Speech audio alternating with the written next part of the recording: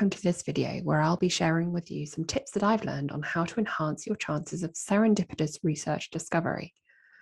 I'm Rachel Herbert, a Senior Research Evaluation Manager and an Associate of the International Centre for the Study of Research at Elsevier. My group looks at ways in which to advance research evaluation strategy in all fields of knowledge production, and we've been considering the role of serendipity in research. We might not easily be able to capture or evaluate it, but can we prepare for it? There are some well-known examples of discoveries brought about seemingly by chance. Perhaps most famously, there's the accidental discovery of penicillin after a petri dish was left unattended. Post-it notes made use of an adhesive that had been developed 12 years earlier while trying to create a really strong adhesive.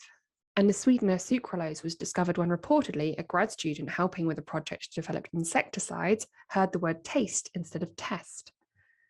But we also consider other moments of serendipity. Let's not think of just the discoveries, but the range of different moments that come about unexpectedly and often change the way you think about things. It may be a previously unseen connection brought about by people or technology. It may be a happy accident, or it may be something you try to engineer by looking outside of your domain for input on a project.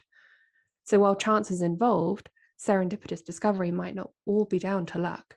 The more we're able to recognize serendipitous moments, the more interest there is in the role that serendipity plays in scientific discovery. It's been linked to research excellence and breakthroughs in every field, and many Nobel Prize winners are quick to emphasize the role of serendipity in their achievements. In fact, in 2016, 17% of researchers responding to an Elsevier survey said that serendipity contributed to scientific discoveries. Other observers say that figure is much higher.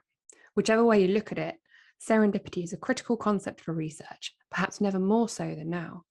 Many believe the solutions to the urgent and global challenges we face lie in multidisciplinary and interdisciplinary research, ideal breeding grounds for serendipity. As recognition of the value of serendipity in research continues to grow, many institutions are considering how they can create an environment in which it can flourish. And likewise, researchers, you can consider individually which skills you can hone to improve your chances of serendipitous discovery. But first, if we want to enhance serendipity, we need to understand it. And the past few years have seen an increasing number of researchers attempt to do just that.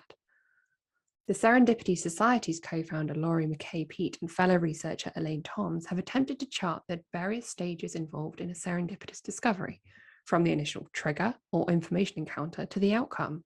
For these researchers, various factors have the power to influence, both favorably and unfavorably, each stage of the four-step process, and can even result in someone else identifying the valuable outcome.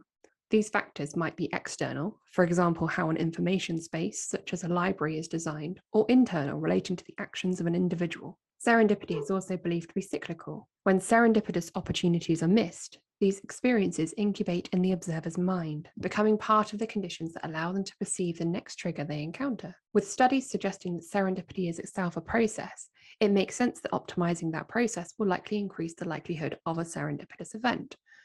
This thinking is informing the design of tools, buildings, experiments, and more. But how effective are these initiatives, and what steps can those involved in the research enterprise take to optimize serendipitous discovery? Well, let's walk through 5 steps that aim to enhance your chances of serendipitous discovery. Firstly, how to prepare your mind. Secondly, looking beyond your discipline. Thirdly, creating casual collisions. Fourthly, embracing failure and experimenting. And fifthly, doing what you can to develop a psychologically safe environment.